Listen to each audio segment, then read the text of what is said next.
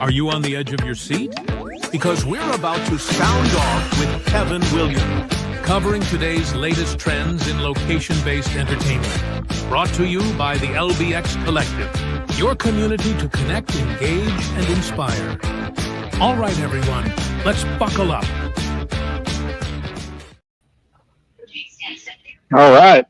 Well, welcome everybody to the latest Sound Off with Kevin Williams. This is episode number 91 for September 23rd, 2025.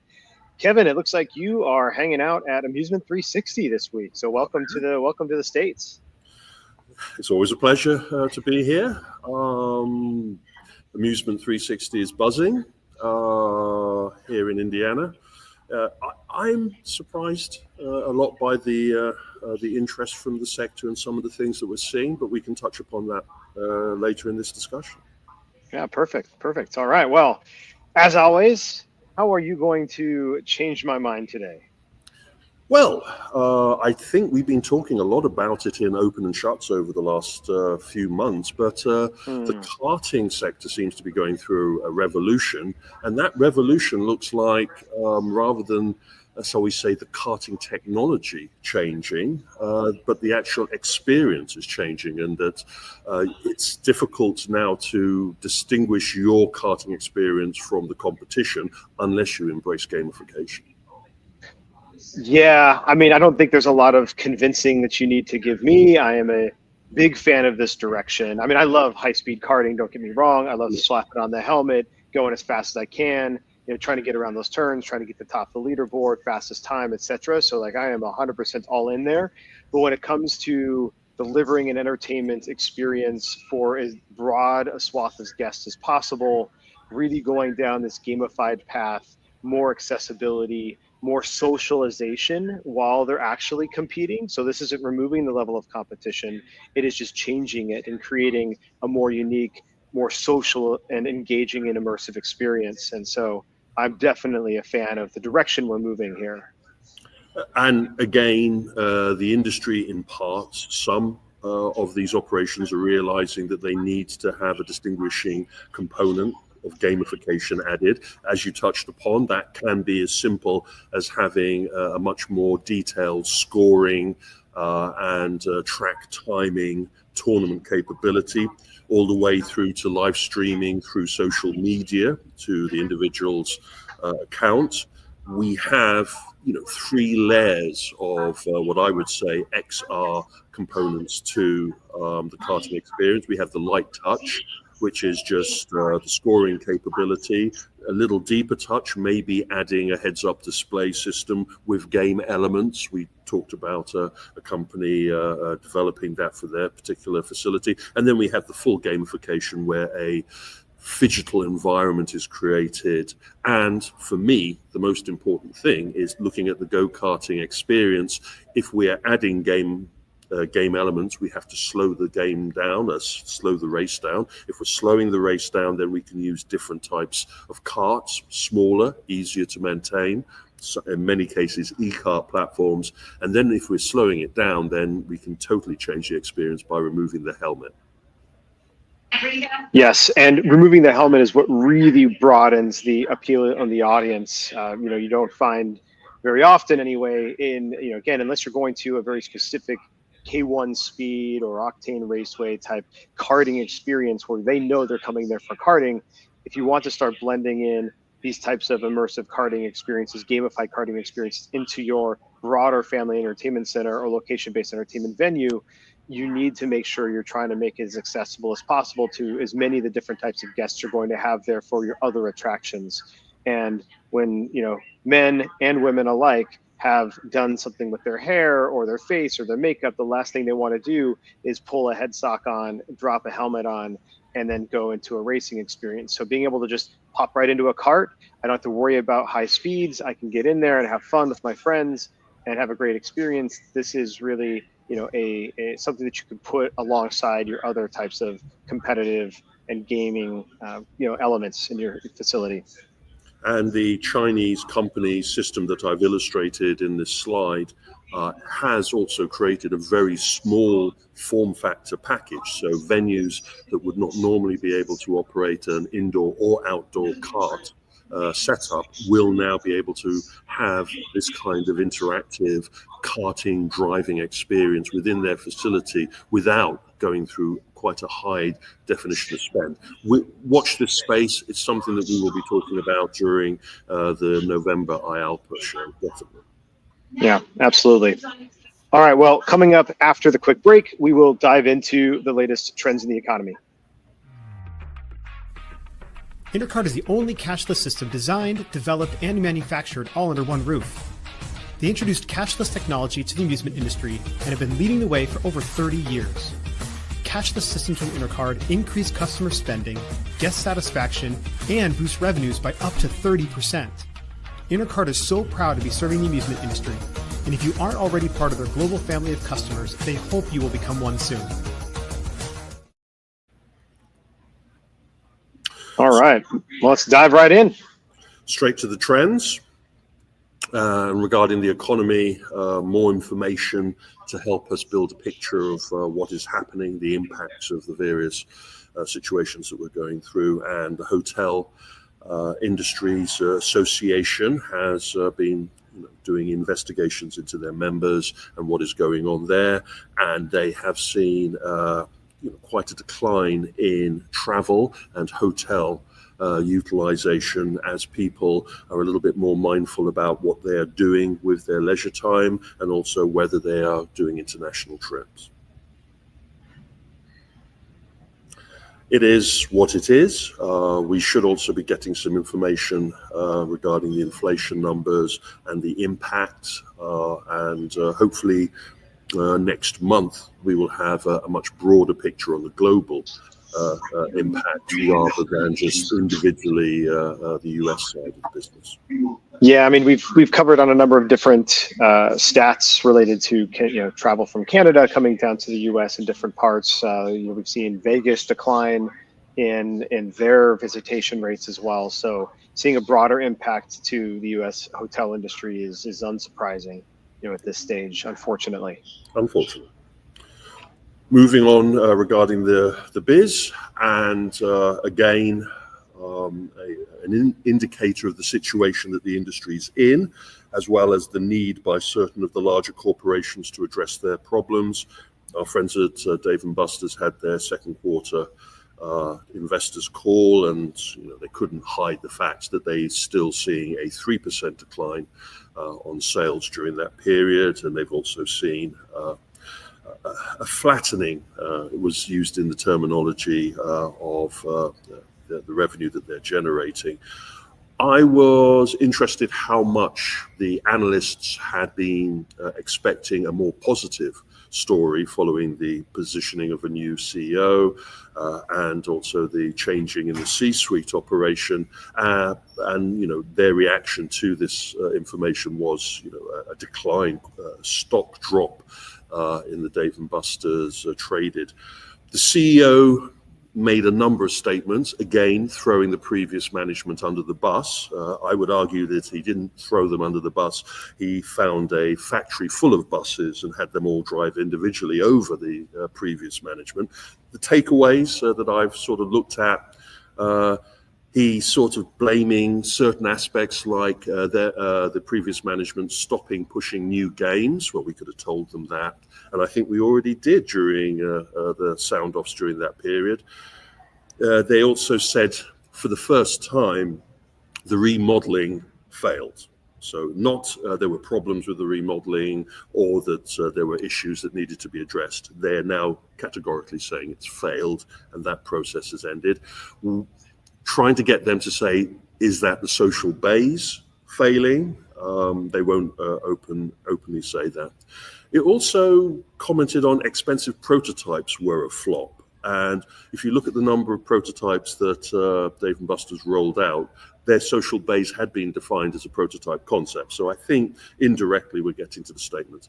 Anyway, moving forward, he's proposing a number, or is implementing a number of very high-level changes, reverting back to previous operations, advertising, marketing, simpler menu, and made the statement that they'd launch 10 new games in their locations. I can't find those 10 new games. So there's still work to be done on their messaging. I'm also led to believe that some previous management from the executive pool to restructuring ago's have been retained as advisors on how to move forward. So they really are trying to roll back the operation, literally do a Control-Alt-Delete and start again process. I think it's an uphill struggle. One of the things that I was very annoyed about regarding all of this is the still continuing lack of information about main event. And I've actually had to physically speak to the investor support team at Dave & Buster's and just say, I need to know about this right away, because I cannot carry on writing and talking about Dave & Buster's if I'm not including main event in that conversation. Yeah, it is absolutely nonsensical. I do not understand why they continue to pretend that main event doesn't exist in the portfolio when they're sitting at 62, 63 venues, continuing to open new venues as well, as we covered on the Open and Shut just a couple of days ago on the OBX show. So that is bizarre to me. But I do find it, interesting that they're at least finally calling out specifically the things that they believe they did wrong. I mean, not many. Many companies, many leadership groups do not do that. They try to spin, they try to obfuscate around what those things are. So good to see that. And also the fact that the majority of the things I've listed here, we've talked for the last year on the Sound Off about some of the issues that Dave & Buster's have been dealing with. I will say, though, the one thing that I'm not convinced, actually, that the prototypes were a flop, although we have gone into some facilities to see them empty. Now, there are some things, I think that the arenas are probably didn't need to be in there, but I think the competitive socializing bays were not necessarily a flop. The issues we've talked about to that extent was actually the one area of focus they still continue to struggle with, which is marketing, and they did not approach adding in those social bays in the right way. They didn't think about any level of rebranding or remessaging or anything else, and so sometimes just because you try something, if you don't do all of it, go all the way, and really try to embrace that, then how can you say necessarily that the prototypes were a flop or were not, right? You potentially, just the way that you messaged it and took it to market, your go-to-market strategy may have been a problem and not the actual product itself. We don't know that because they're now rolling that back, and they never fixed their go-to-market strategy. They just said that the baby was as bad as the bathwater. And that is the problem with pendulum management. It swings one way, and rather than trying to find a middle ground, you swing it the other way back. You say everything was wrong, as you say, the water and the baby get thrown out, and then suddenly the investors don't see any growth because you've gone from one extreme to the other extreme. If they don't fix their message properly, if they don't fix their entertainment offering properly, and not depending on previous management, but looking towards the future, then we will have a very interesting conversation next year regarding Dave & Buster's. If we see a 3 or 4% decline over that period that's coming, which will include obviously the holidays and some of their busiest corporate and private party entertainment time, then they have a model that is hold below the waterline. And I don't want to be a doom and gloomer here, because I think a lot of smart people at Dave & Buster's, especially some of the new C-suite that are coming on board, should have a handle on what's wrong if they're prepared to make statements like this. But it is interesting. Moving on, and from one extreme to the other, our friends at Genda in a regular moment. Funny enough, our friends at Player One are here at Amusement 360, and I'm just going to have a little chat with those guys. But the big news that has taken place is that Genda North America has taken the 14 different operations that they had acquired or had picked up through their acquisitions. They've now brought that under one overarching brand, which is unusually called Genda Americas. I've double checked, that is what they're going with. I'm interested for that S, and hopefully it's not something that was lost in translation and that they're going to have to rectify. Maybe they're thinking about the South American market as well in including this. We will have to wait and see. And they've broken everything into three groups, and to be expected, Kiddleton, the Genda operations for amusement, and then the Genda operations for their facility business. I think this is an important move. If you just look at the impact that their core acquisitions have in the market regarding facilities open and representation in the market, you can see the number of claw machines, crane machines that they have out there. You can see the Player One impact on their facilities, and more importantly, the NEN mini leisure entertainment venue business is an incredible coverage. But again, I'm sure we'll be talking about this again soon. Yeah, either this was just a lost in translation issue, or this is actually a very what I'm going to say.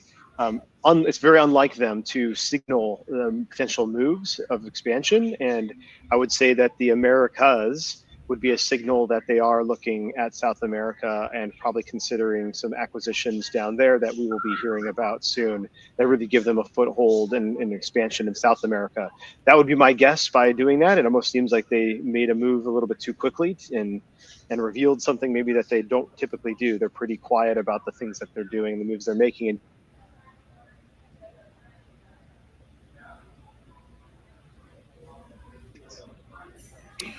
moving on, and Chuck E. Cheese made a major announcement this week, well, the week previous from where we're recording, that they will be entering the UK market. We knew that they were looking at the European expansion, and they have decided to open up a CEC Leisure UK division that has ambitious plans to roll out about 8 or 9 facilities across the United Kingdom in the next few years. And they've made it very clear that they will be developing a version of the Chuck E. Cheese entertainment site that will now fit into the UK diaspora. They're going to obviously have to undertake some major changes regarding how Chuck is interpreted for the UK market.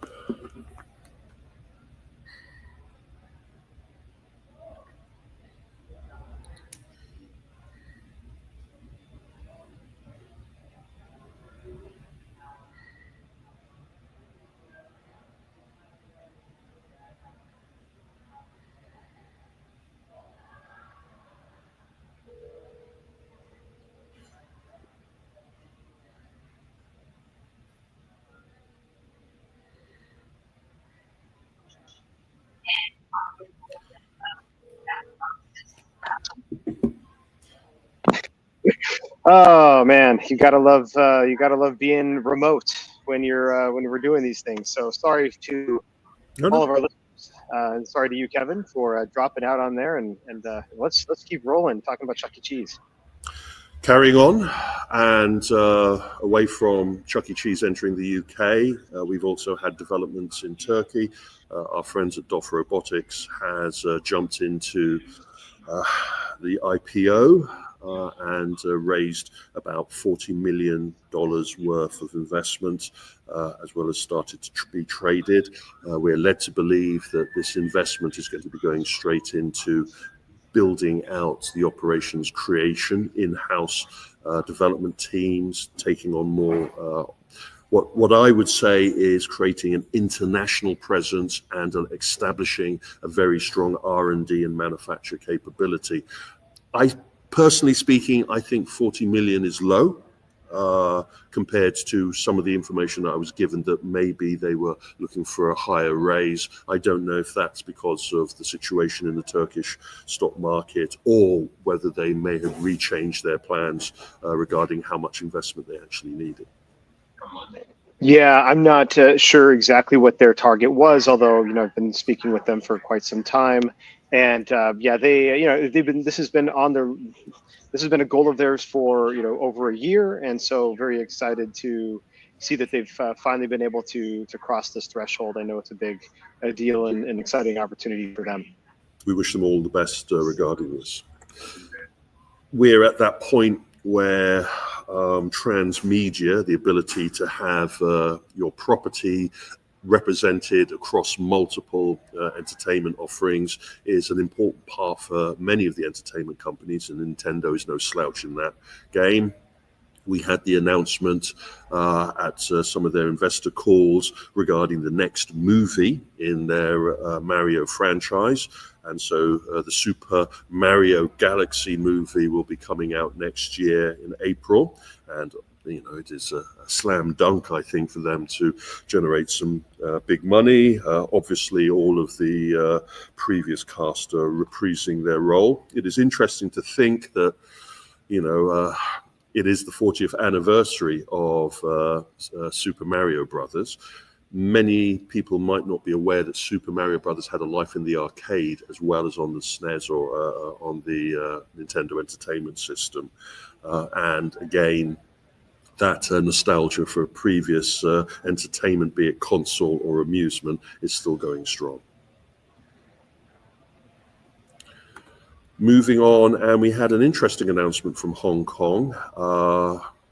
This one, big noise with not so much detail. It was revealed that a Battle Royale mall installation will go in based upon the video game, but creating a physical representation with a karting experience, with a kind of esports style experience, along with a Nerf or soft play shooting experience, All of this is going to be wrapped up in a package that will be deployed into a shopping mall in the Hong Kong area, and that's about as much information as we have.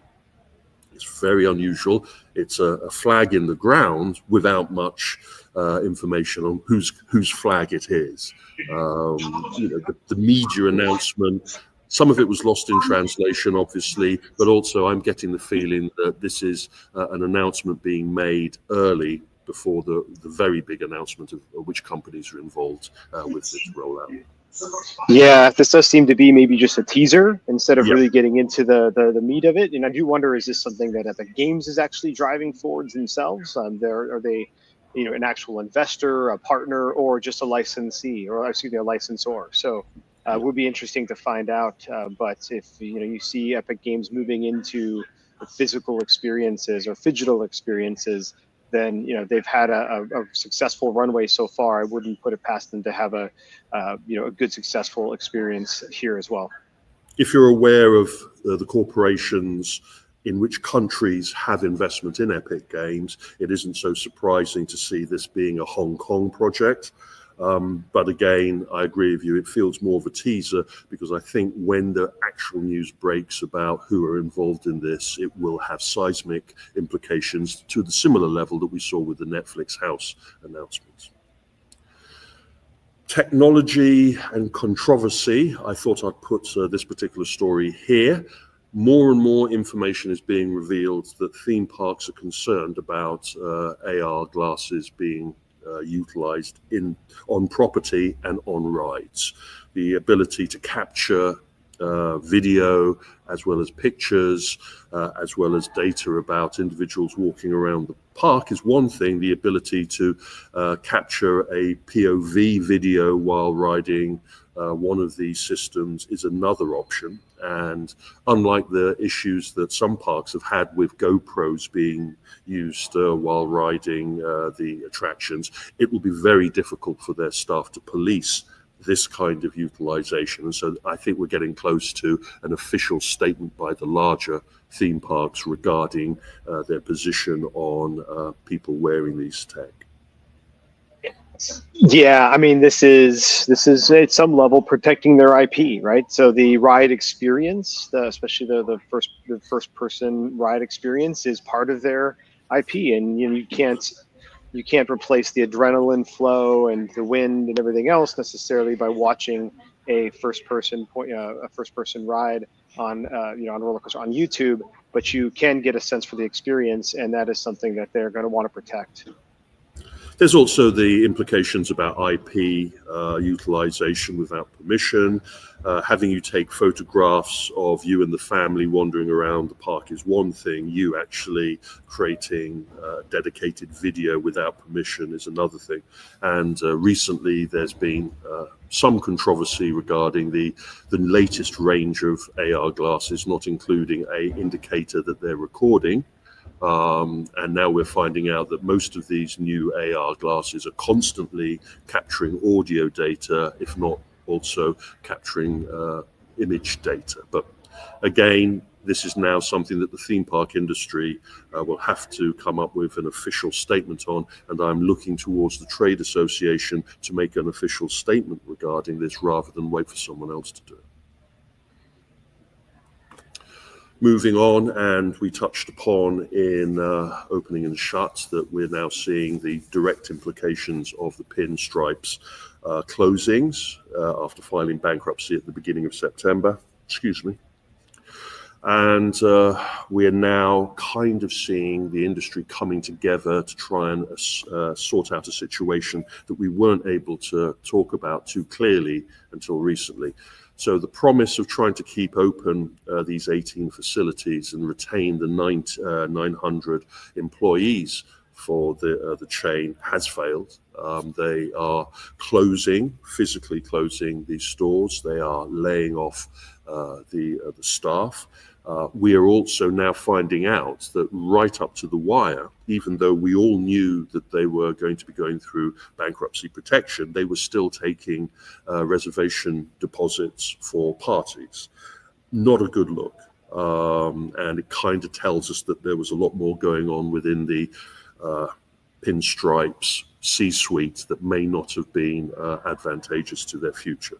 Leaving that aside, the industry has been quick to try and salve the situation, and our friends at Lucky Strike have offered all people that had made reservations a major discount package to help them find their event at one of their 350 facilities across North America.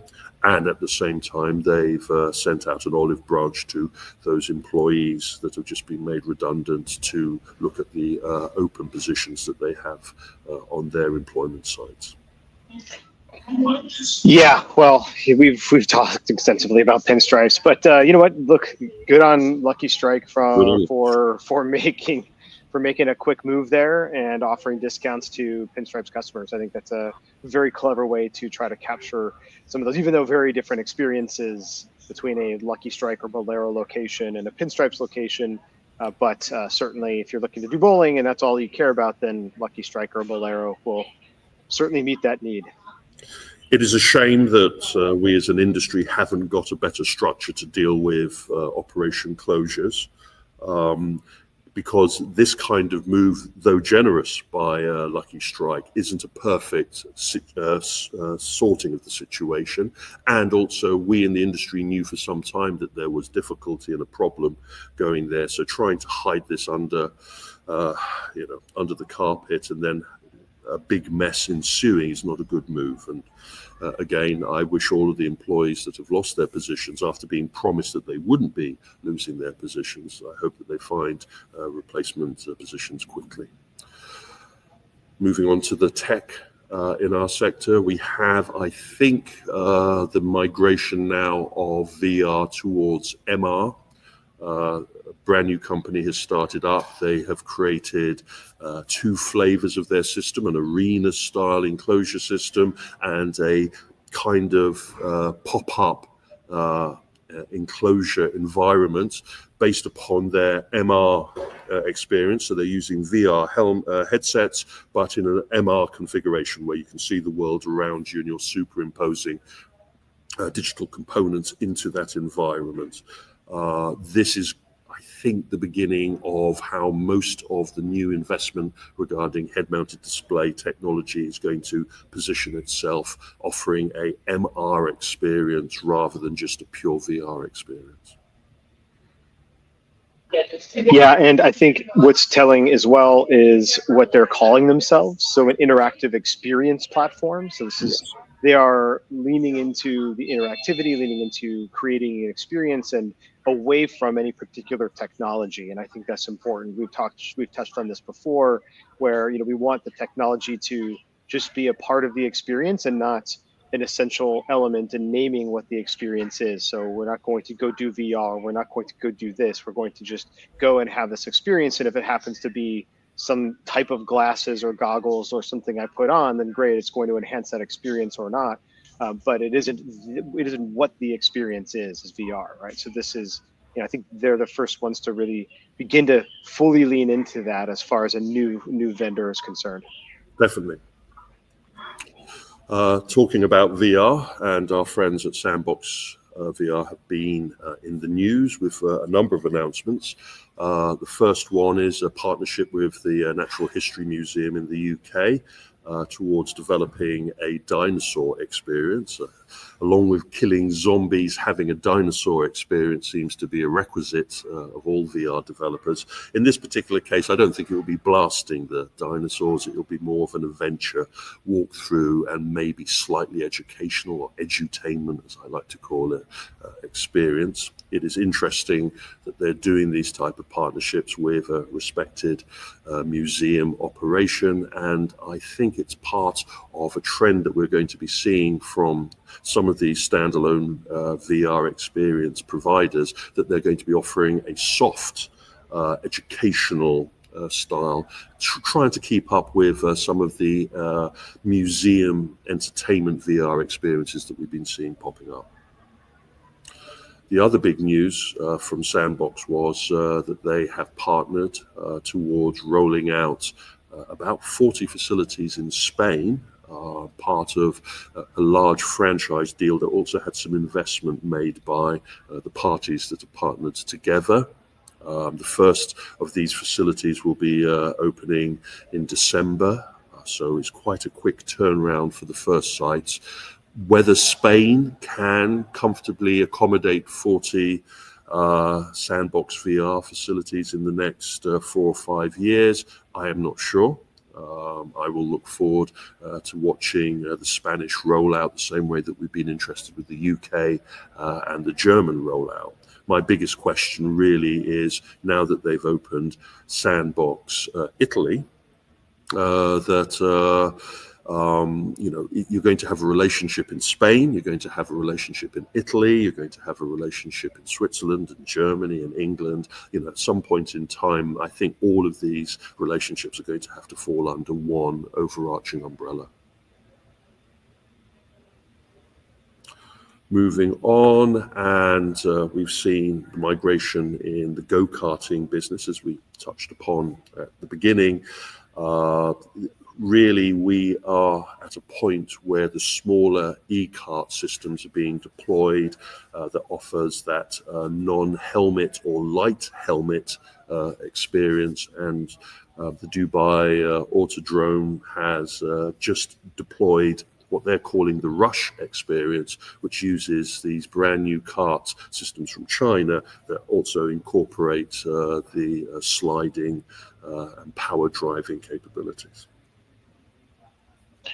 Yeah, I think, you know, as we touched on, I mean, this is This really is going in the direction where I think that overall entertainment and for karting will be going, and whether or not their particular experience is one that will last, it again blends this really creative willingness to try new things in the Dubai and UAE areas for their entertainment. And I don't believe that they'll be the last. One of the trends that is definitely taking hold, and I expect this to be repeated or proven writ large during the November event in Orlando, but from the position of operators, now these new wave mini crane systems are becoming very, very popular. There are lots of manufacturers now offering this type of system, and there are lots of companies now looking towards trying to establish this type of system into the market.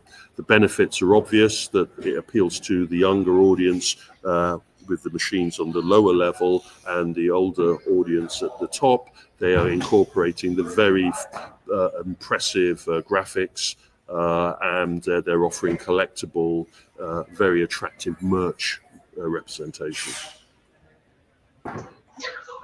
This was a trend we knew we were going to see when we first saw these, I think, start to pop up at IAAPA Expo over the last few years, and we knew that more and more manufacturers were going to jump on this train. Definitely.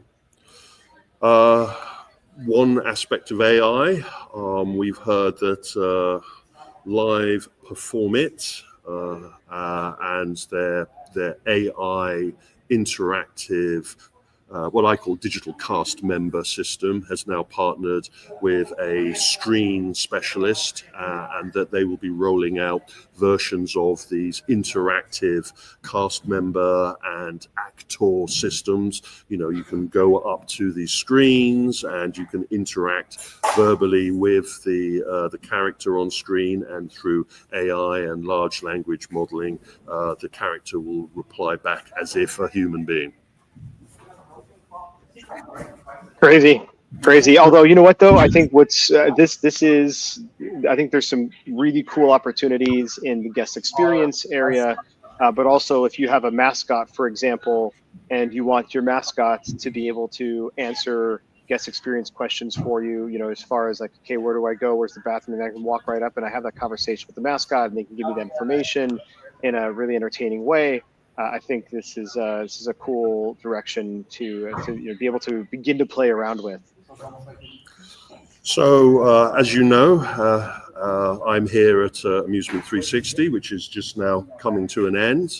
Everything is being packed up behind me, and we had a very successful presentation. I'd like to thank our audience that was there. I had the honor to be presenting about future-proofing your venue and looking towards the trends that you have to take on board. I'm not going to go through the whole of my presentation, but I'll try and drop in some salient points that were raised during that. We talked about the kidult and the changing now towards an older demographic that you need to incorporate. Many venues now are incorporating their own interpretation of a social entertainment, so an after dark kind of approach. And the attendees at this event, it was very telling that the majority of the attendees here at Amusement 360 were people that already had one facility already open, and they were looking to grow and expand their business. And that is a trend that we're seeing across the industry, which is once you've opened your first facility, getting the resources and the investment to open more of those sites based upon your model is a lot easier than trying to start afresh with a venue. We also touched upon the gamification aspects and how the digital native audience that we're dealing with now are looking for gamification, mirroring what we were saying about the go-karting experience, but also writ large across other attractions. We then touched upon some of the new immersive entertainment and the obvious migration away from generalization of VR and looking more towards an XR model. And we were lucky enough to have here at the facility the brand new Valo Arena system, the smaller scale unit, as well as the very successful Limitless VR, a Arena VR system that is one of the rare systems that actually has physical divides that are represented in the virtual world, as well as you can interact with in the real world. And I am interested, even though this is a Creative Works sponsored event, it is interesting to see that their technology that they're rolling out into the market is finding the right mix and the right level of engagement. And I think at IALPA we'll be seeing some surprises. Finally, it was really looking at the new paradigm for our industry. Things are changing. We're not seeing as many venues opening as Open and Shut is revealing, but we're also at a position now where we're seeing the market try and cut its cloth for the new audience that we're dealing with, as well as having to deal with competitors in the market. The nice thing about Amusement 360 is we got a chance to walk around their factory and see where the magic is made.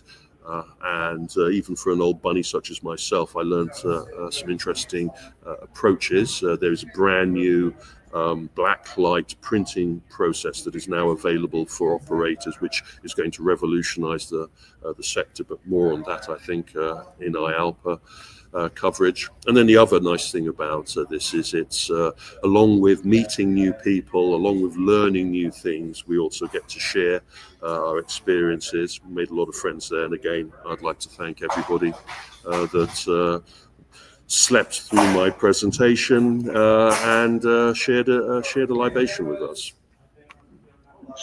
Well, I'm sure there were many G&Ts in your hand there, at the after parties, but I'm so glad that you did cover the topics that you did. I think it is important that our industry, as we talk about even on this show, that our industry continues to look towards the future and continues to consider what they need to do to future-proof their own locations, as well as just to future-proof the industry at large. So thank you for doing what you do and for presenting that at Amusement 360 for all the people who were able to attend. Thank you. Well, that's it from me. I don't think I've missed anything. Just before the whole of this venue is stripped down to the bare cables, I think it's apposite that we call it here. All right, perfect. Well, before they box you up into a box and ship you back to London, thanks, Kevin, and another great sound off with Kevin Williams. We'll see you all in the next one. Have a good one.